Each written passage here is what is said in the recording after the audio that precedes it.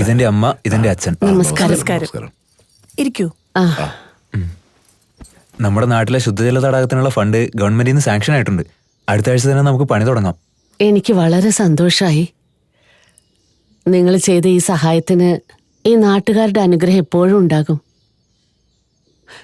പറഞ്ഞയച്ചിരുന്നെങ്കിൽ ഞാൻ ഓഫീസിലേക്ക് വരുമായിരുന്നല്ലോ. മിനിഞ്ഞാന്ന് മോൻ നിങ്ങളുടെ വീട്ടിൽ വന്നപ്പോ നിങ്ങളുടെ മോളെ കണ്ടിരുന്നു. ഞങ്ങളുടെ ഒരേ ഒരു മകനായത്. നിങ്ങൾക്ക് ബുദ്ധിമുട്ടില്ലെങ്കിൽ നിങ്ങളുടെ മകളെ ഞങ്ങളുടെ വീട്ടിലെ മരുമകളായിട്ട് അയക്കാൻ മനസ്സ് കാണിച്ചാ ഞങ്ങൾക്ക് മകളില്ലെന്നൊരു കുറവെന്ന നികത്തായിരുന്നു. ഞാൻ നിങ്ങളോട് ചോദിക്കാൻ ഇരിക്കുകയായിരുന്നു, പക്ഷെ നിങ്ങൾ തെറ്റിദ്ധരിക്കുമല്ലോ എന്ന് കരുതി ചോദിക്കാതിരുന്നത്. അയ്യോ, ഇതിലെന്ത് വിചാരിക്കാനുള്ളത്? നിങ്ങളുടെ മരുമകനാകാൻ എന്റെ മകനാണ് ഭാഗ്യമുള്ളത്. അങ്ങനെയല്ല, എന്റെ മകളുടെ ഭാഗ്യമാണിത്. മോളോടും കൂടി ഒരു വാക്ക് ചോദിച്ചാല് ആ ജോലിയും തീർന്നു പെങ്ങളെ. എന്റെ മകൾക്കും ഇഷ്ടമാണെന്ന് പറഞ്ഞു. ഞാൻ നിങ്ങൾക്ക് വാക്ക് തരുന്നു.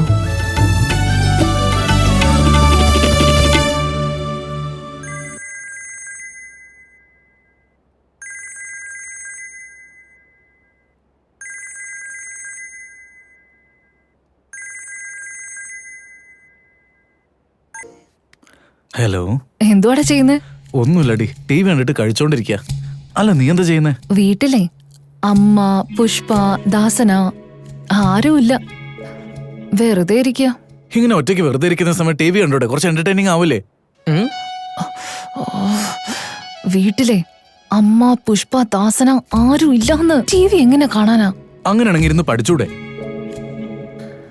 എടാ മണ്ട, വീട്ടിൽ അമ്മയും പുഷ്പയും ദാസനയും ഇല്ലാന്ന് പറഞ്ഞാൽ നിനക്ക് മനസ്സിലാവില്ലേ?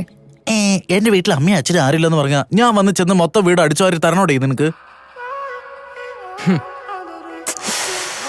എടാ മന്ദമതി, നീ ഫോൺ വെക്ക്. എന്താടാ അത്? വീട്ടിൽ ആരില്ലെന്ന് പറഞ്ഞ് ഫോൺ വിളിച്ച ഞാൻ എന്ത് ചെയ്യാനാ? അമ്മയും അച്ഛനും ദാസേട്ടനും ഇല്ലാന്ന് പറഞ്ഞിട്ട് നിനക്കൊന്നും തോന്നുന്നില്ലേ? എന്ത് തോന്നാൻ? നീ ഏത് ജനറേഷനിലാടാ ജനിച്ചേ? എടാ,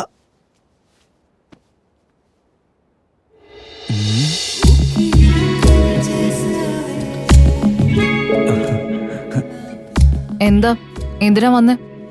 അത് വീട്ടിൽ അമ്മയും പുഷ്പയും ദാസേട്ടനും ആരും ഇല്ലല്ലോ.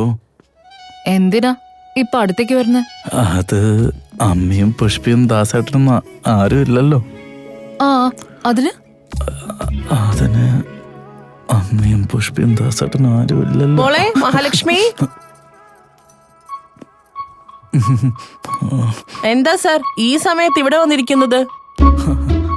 പാർട്ടി ഒന്നും ഇല്ലേ പുഷ്പേ? ഉണ്ട്. നാച്ചേരമ്മ വന്ന ഉടനെ നല്ല പാർട്ടി കിട്ടും, അടിയുള്ള പാർട്ടി. വിശക്കുന്നെന്ന് പറഞ്ഞു വന്നതാ. അല്ല, നീ എന്താ തിരിച്ചു വന്നേ? ഒന്നുമില്ല മോളെ, ഞാൻ പോകുന്ന വഴിക്ക് ആ സുധച്ചേച്ചിയുടെ വീട്ടിലെ മുല്ലച്ചെടി താഴെ വീണ് കിടന്നു.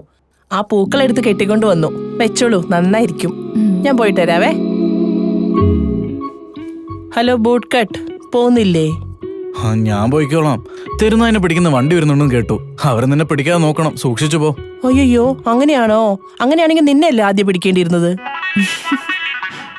എത്രയും പെട്ടെന്ന് ആവശ്യമുള്ള കൊടുത്തങ്ങ് പറഞ്ഞു വിട്ടേക്ക്.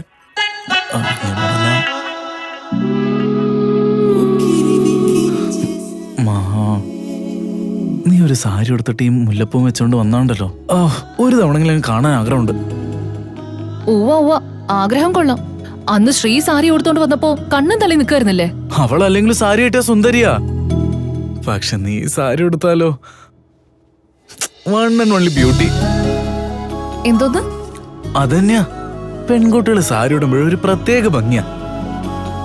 പക്ഷേ സൗന്ദര്യത്തിന് സാരി എടുത്താലേ നിന്നെ പോലെ ഉണ്ടാവും.